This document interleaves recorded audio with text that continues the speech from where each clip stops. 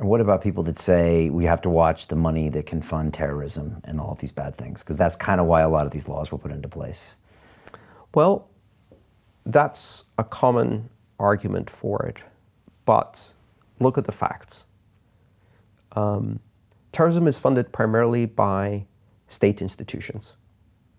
Terrorism is funded by countries, their intelligence agencies, their State Department or Foreign Office. We have our dirty little hands, when I say we, I mean Britain and the US, funneling billions and billions of dollars to the very governments that committed terrorist attacks.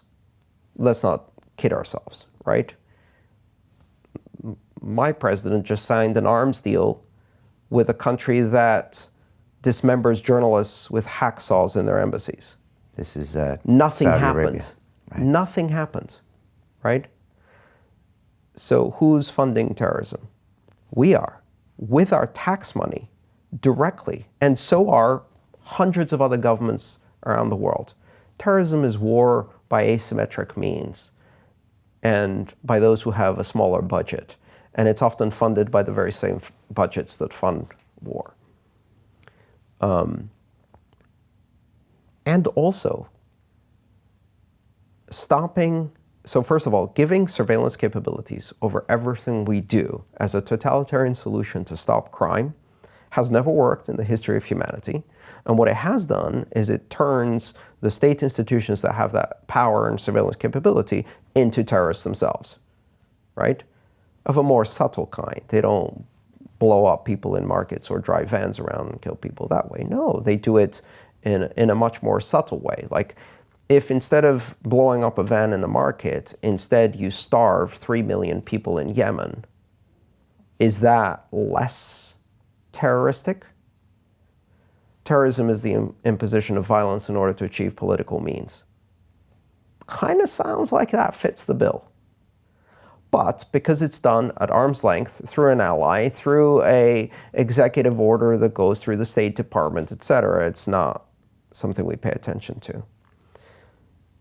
People being given freedom of transaction and the ability to control their own money is how the world has worked for thousands of years. It didn't cause an enormous amount of terrorism. Quite the opposite. What has caused an enormous amount of terrorism has been the enormous increase in state actions and shadow wars. That's what's caused it. And so removing the ability of people to transact, cutting people off from the world economy, condemning them to poverty, removing their ability to access resources across borders and build a better future for their children, that will most definitely create more terrorism. If you give people the ability to transact and you give them the freedom to build a better future for their children, they use their money to buy healthcare, sanitation, clean water, education. That's what they do. All of the statistics speak to that. So I think that's a very cynical argument. And the idea that we can control human behavior by proxy, by giving this enormous power of money and banking to a few select unelected people, I think it's a very dangerous idea. It's a totalitarian idea.